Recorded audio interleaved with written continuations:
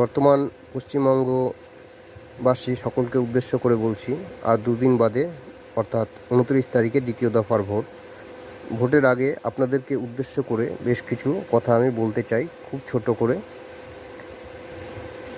আমার মনে হয় কথাগুলো অনেকটাই গুরুত্বপূর্ণ কথা। তো যাই হোক বন্ধুরা, আমাদের রাজ্যে বিভিন্ন রকম পার্টি আছে, সিপিএম, তৃণমূল, কংগ্রেস এবং বিজেপি, যারা মূল চারটি দল। তো পশ্চিমবঙ্গবাসী সকলেই জানেন কম বেশি আমাদের রাজ্যের কী অবস্থা। তো সেই অবস্থান দিকে তাকিয়ে আমাদের ভোটটা দেওয়া উচিত। তো সকলেই হয়তো অনেকে কনফিউজ আছেন ভোটটা আসলে কাকে দিতে হবে বা কাকে দেওয়া উচিত। আবার অনেকে ভালো মন্দ না জেনেও দেয়। তো আমার উদ্দেশ্য এটাই যে আপনাদেরকে মূল বিষয়টা আমি যতটুকু জানি ততটুকু আপনাদেরকেও বোঝাবার। একটা জিনিস জানবেন, ভোট দেওয়ার বিষয়টা আজকে যারা আমাদের তৃণমূল শাসক দল আছেন, আগামীকাল দেখা গেল বিজেপি আসুক বা সিপিএম বা কংগ্রেস, যেই দলই আসুক, মূল বিষয় কিন্তু এই মানুষগুলোই আবার সেই পার্টিতে গিয়ে জয়েন করবে। যদি বিজেপি আসে, দেখবেন 1 বছর পরে 50% মানুষই ওখানে গিয়ে জয়েন হচ্ছে বা তার সমর্থক হয়ে যাচ্ছে। আসলে মূল বিষয় হচ্ছে যেই আমরা আমরা আমাদের নিজেদেরকে বুঝতে হবে যে আমরাই সিপিএম, আমরাই কংগ্রেস, আমরাই তৃণমূল এবং আমরাই বিজেপি।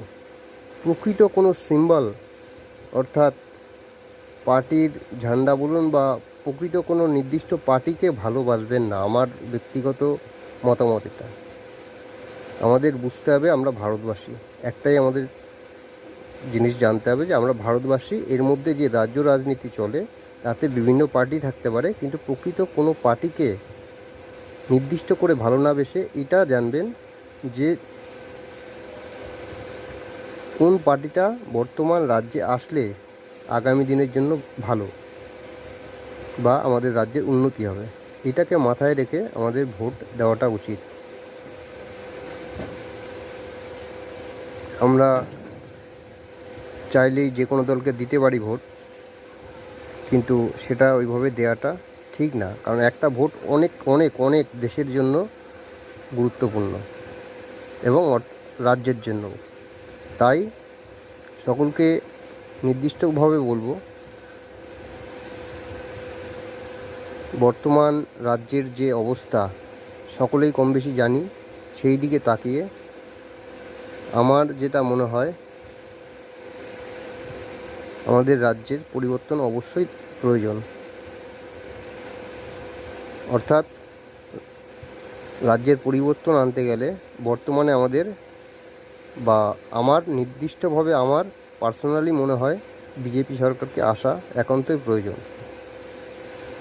তাতে করে আশা করি রাজ্যের উন্নতি হবে।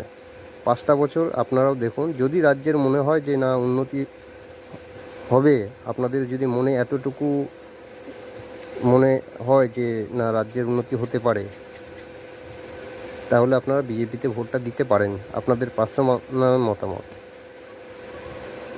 তাই বলে আমি এটা বলবো না যে বিজেপি সরকার আসলে ভালো কিছু করতে পারে, এই ধারণা থেকে বলি। তার কারণ আজকে যারা তৃণমূল আছে তারাই আগামীকাল বা আগামী দিন অধিকাংশ মানুষই বিজেপিতে ঢুকে যাবে। তার কারণ তখন তাদের ক্ষমতা থাকবে, ঠিক আছে। আর অনেকে ভালো মন নিয়ে আসবে, বিজেপিতে জয়েন করবে। আবার কিছু কিছু যারা দুষ্টু প্রকৃতির মানুষ আছে, অর্থলোভী বা সমাজের ক্ষতি করে নিজেদের ফায়দা লুটতে চায়, সেই ধরনের মানুষও সুযোগ খুঁজবে এই পার্টিতে জয়েন করার।